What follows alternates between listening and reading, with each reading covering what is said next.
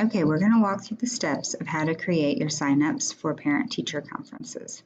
And the first thing I want you to do is go to Zoom. I have been doing this using Edge because every time I try to do it using Chrome, I keep getting error messages and it doesn't save my progress.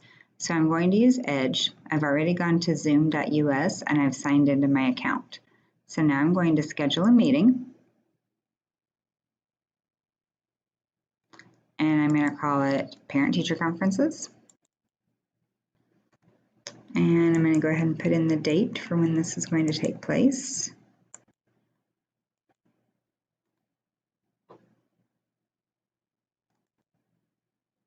And the time.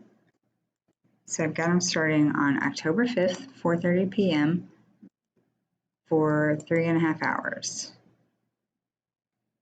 All right, so I'm going to set this up as a personal ID. I don't normally use this one because we want it to generate automatically changing numbers so that if somebody uses this, they can't get back into your ID room. But for this one, because we're going to have these going over multiple days, we need to use the same room. I would say that you should go ahead and have a passcode, and you can just make it your name so that it's easy for people to remember. And you need a waiting room as well, because you don't want a parent coming into your conference while you're still having a conference with another parent. So I'm going to leave the video for a participant and the host both on. Audio, I want either the computer or the telephone audio to be able to be used.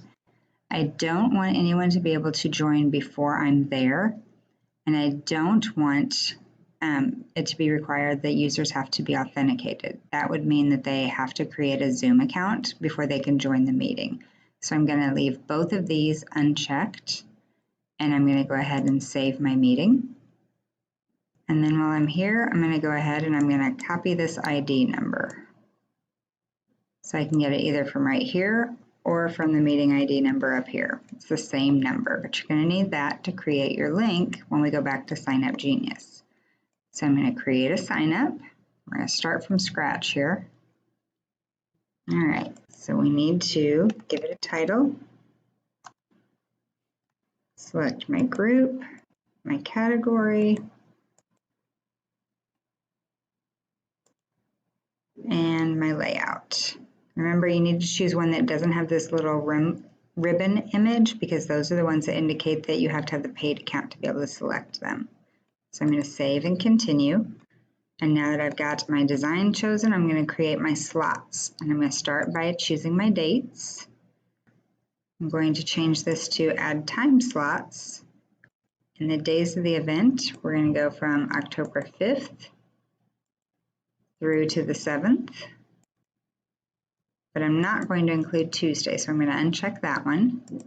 My time range is going to be from 4:30 p.m.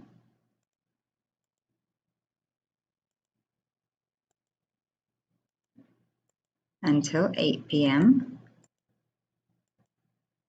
And they're going to be every 10-minute slots. And then I'm going to click on this little camera, and that's where I'm going to paste my link to that ID that I copied a while ago. And it's going to create a link to the Zoom meeting for me. Okay, so now I'm going to add those 42 time slots.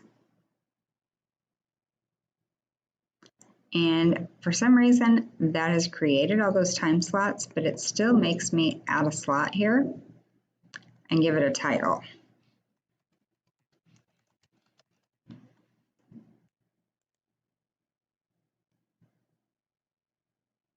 All right, so now it's indicated that there's only one conference for each time slot.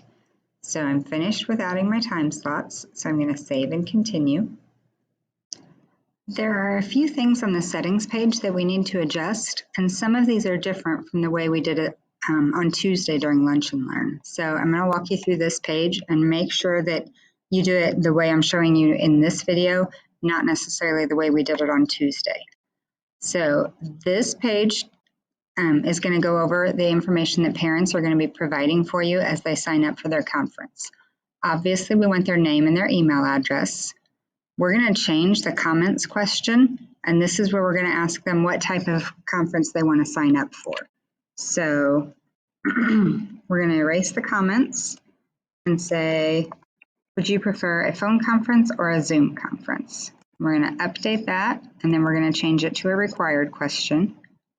We're going to make phone number a required question, and then we're going to add a custom question, and we're going to ask parents to give us the first and last name of their student. So all the questions that we're asking for are required: name, email, would you prefer a phone or a Zoom conference, and phone number and first and last name of student. We want to require the phone number even if they want a Zoom conference. That way, if they're having technical difficulties, we have a phone number where we can call them to offer them some assistance. Okay, so we're going to click the gear wheel. Before, we were hiding the names and comments from participant view.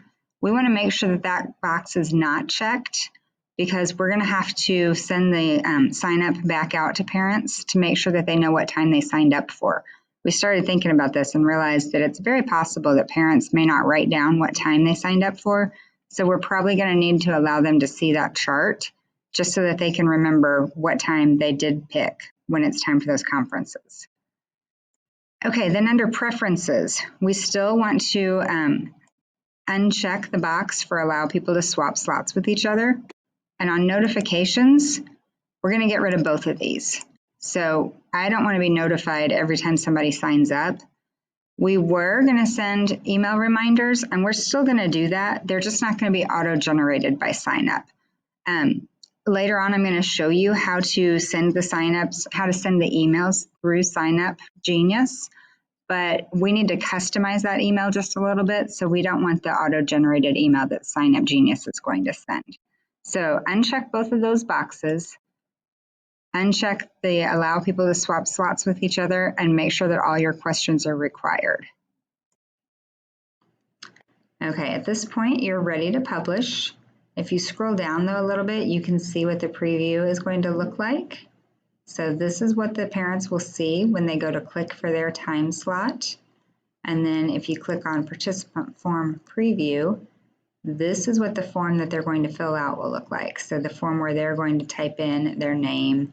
If they want a Zoom session, they can type that in here, or if they prefer a phone conference, their name, their email, their phone number, and then their student's name. So that's a preview of the form that they're going to fill out. So if you're ready and that looks good, you just hit publish. And here is the link that you're going to copy and add to the spreadsheet that Mr. Krosno sent out. At this point, you are almost finished, but you do need to go click on View and then select the print version, because you need to change and customize what information you see on this spreadsheet. So once a parent fills it out, you'll see their name and their email and their phone number. You have to go up here to the print settings, and you need to indicate that you also want to see the comments and the custom question. And I think that does it for you. You are going to need to send a customized email like the day before your conferences, but I will create a separate video and send that out when it gets a little closer that shows you exactly how to do that. If you have any questions about any of this, just send me an email and I'll be happy to help you.